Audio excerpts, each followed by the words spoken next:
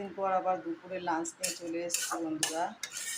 বুঝতে পারছো, আজকে সানডে, আছে চিকেন কষা, আর এদিকে আছে দেখো পুরো রেডি।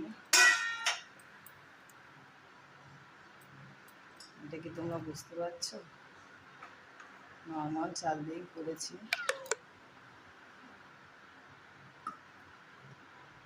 বিরিয়ানি দেখো,